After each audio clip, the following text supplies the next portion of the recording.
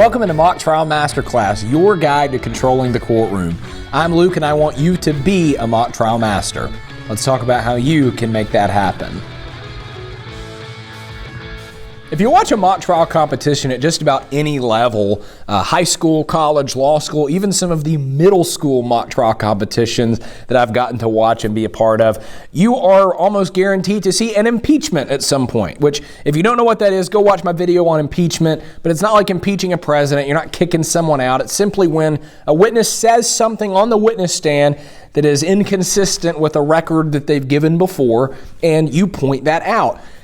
So you're going to see that a lot at competitions. The problem is you're not always going to see it done well. So what we're going to do in this video is take a look at an impeachment from last year's Tennessee state mock trial competition, and it's one that was really, really good. Now, there are going to be a few things that I'm going to not care for in this impeachment. I have watched it before, so I know what we're getting into. But for the most part, I really, really like this, and I'm going to point out why it's so good so that you can copy and mimic some of these things in your next competition.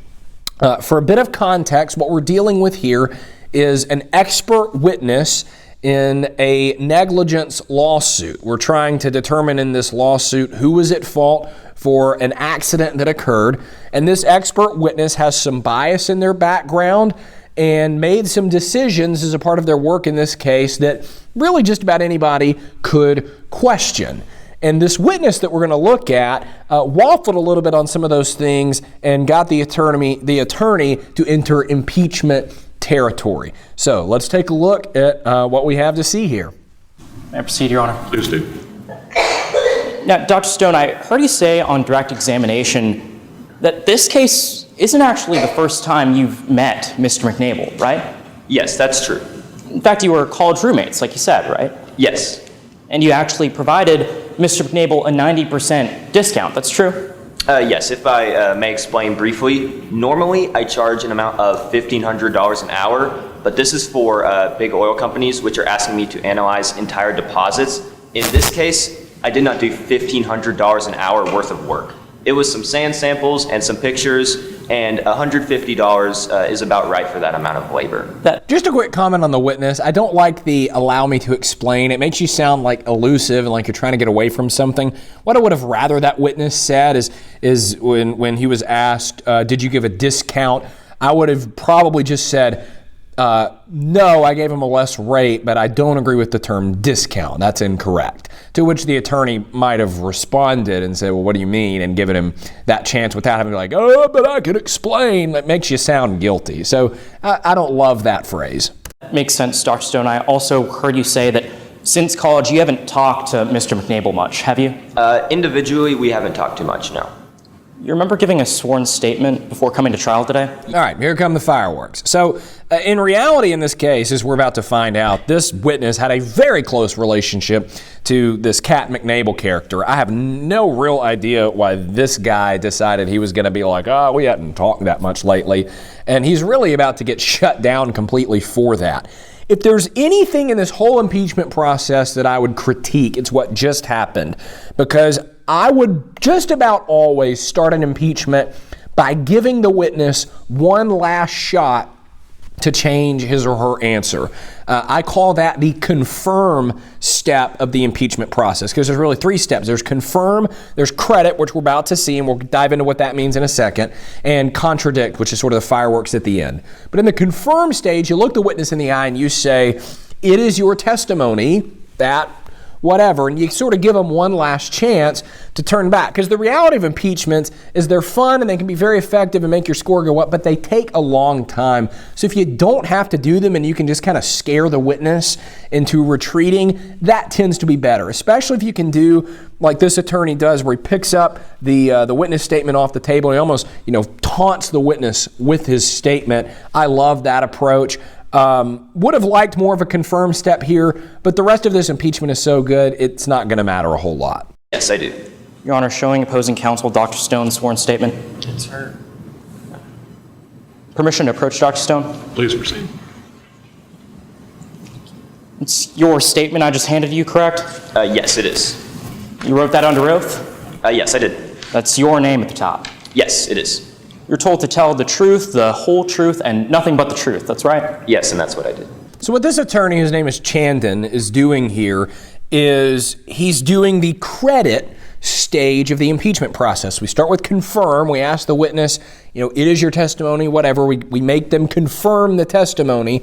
Then we get into credit. And what we're crediting is the witness statement or the affidavit. Because the reality is when you're in a trial, mock trial, real trial, you're going to have some jury members who don't know what that word affidavit means. They don't know what signed and sworn means. And so you have to explain it to them. You can't just say, you gave a signed and sworn affidavit and it says whatever. You really have to break it down so that everyone's on the same page with what we're talking about. And that's what Chandon's doing a good job here. He's saying it was under oath. It was signed and sworn. And what that means is you were under oath, an oath to tell the truth, the whole truth, nothing but the truth. Really breaking it down, everyone on the same page, and here come the fireworks. Dr. Stone, not once in your statement do you ever mention not talking to Mr. McNable much, do you? No, it didn't seem very necessary to me. We simply just haven't had too much contact since. But one thing that you did find necessary to mention, if you'll flip to the back page there, was that your families had actually arranged, what is that, a beach vacation together, Dr. Stone? Oh my gosh. So effective. So effective. And I've got a million reasons why I think that's effective. I'm going to try to get through them all real quick. So first of all, this was a bit of a combo impeachment. There's really two types of impeachments in mock trial and in real life. There's an impeachment by a prior inconsistent statement, which that's self-explanatory, right? It's something prior, the witness said before, that is inconsistent with what they're saying now.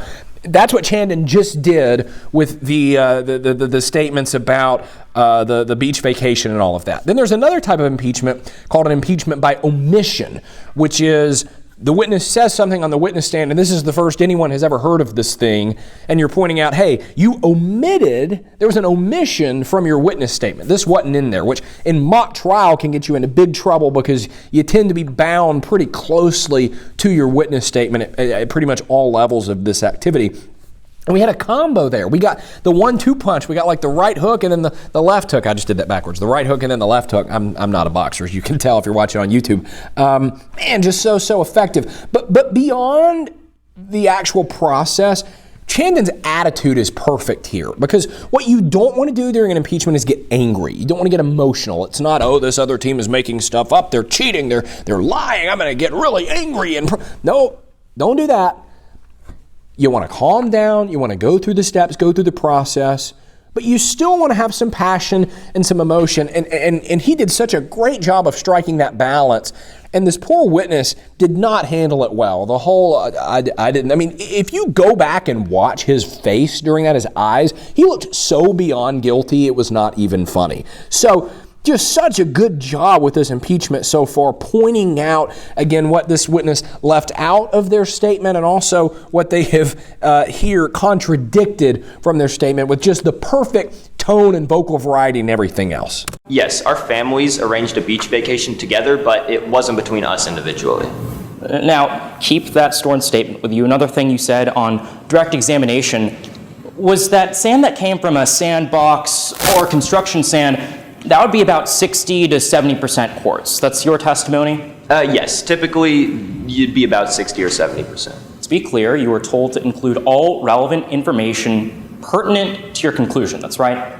Yes, and I said my conclusions within my statement, and I believe the tests speak for themselves. To be clear, you never mentioned in your sworn statement that sand that comes from a sandbox or a construction site would be 60 to 70% quartz. That's right? No, but... Okay, it doesn't matter. I don't care what he says at that point after the but. This is just a disaster for this witness, quite frankly. I don't know why this strategy was employed by this school to add all this stuff. I'm not going to call it like cheating or dirty or anything. It's just like, it's almost like not well thought out. Like, I don't know what they expected to accomplish with that. But Chandon is doing such a great job of pointing out just how problematic this testimony is. Flawless impeachment for the most part. Model yours after this. Model yours after the model that I teach in my book, Mock Trial Masterclass, which I'm going to turn around because the cover's this way. I talk all about impeachments in here. In fact, there's an entire chapter on impeachments that I will turn to right now. Boom. Oh, wait, there we go. Impeachments. Boom. whole chapter on impeachments. It's going to break this whole process down and help you deliver an impeachment that is this good, because this is really, really good, and you need to follow it when you give yours. Don't fall into the trap of getting emotional. Don't make your impeachments chaotic. Simple. Follow the 3 steps. You're going to get the witness to commit to their testimony or confirm their testimony. You're going to credit the affidavit, and then you're going to contradict the witness's earlier testimony by reading their statement. Follow those steps. Follow this. You'll be in great shape.